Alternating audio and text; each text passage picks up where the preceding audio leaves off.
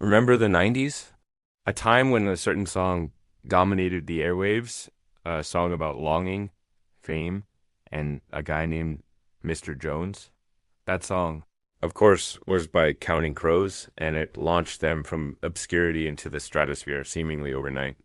Their debut album, August and Everything After, became a cultural touchstone, a multi platinum behemoth that defined a moment in music history. It was the kind of success every band dreams of. But what happens after the dream comes true? What's the price of having the entire world see you when all you wanted was to be seen? That's the central question explored in the incredible HBO original documentary. Music Box, Counting Crows, Have You Seen Me Lately? This isn't just another rock doc about tour buses and sold out stadiums. It's an intimate, deeply personal look into the mind of frontman Adam Duritz and the emotional whirlwind that followed their meteoric rise.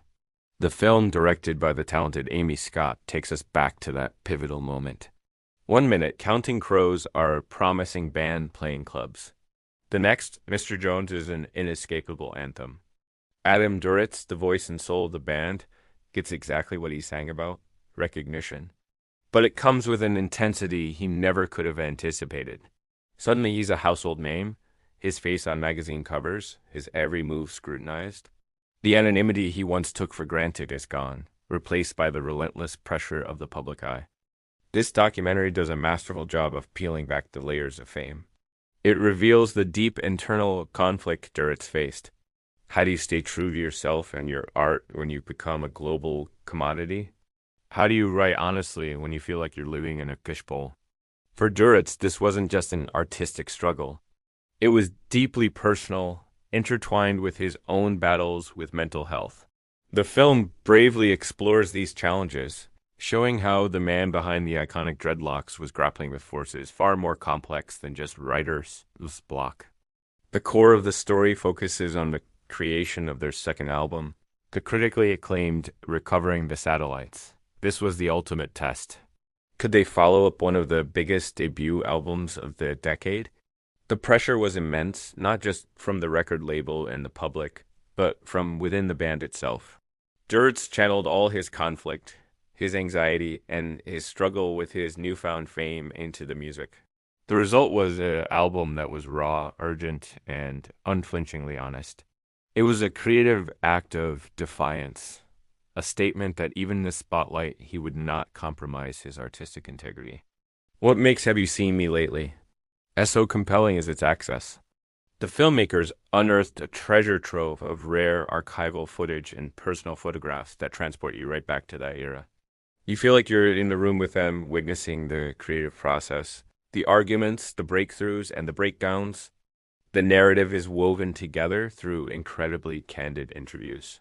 Of course, you hear from Adam Duritz, but you also get perspectives from current and former band members like David Bryson, Charlie Gillingham, and Matt Malley. Their recollections provide a complete picture of the band as dynamic, and the shared experience of being swept up in this tidal wave of success. But the documentary goes even further, bringing in voices from outside the band to contextualize their impact. You'll hear from music contemporaries and friends, people who were there and understood the landscape.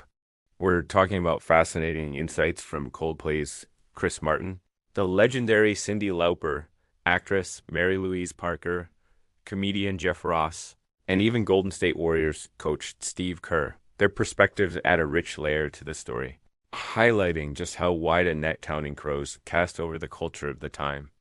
Music historian Rob Harvilla also provides sharp analysis, helping us understand the band's place in the larger rock and roll story.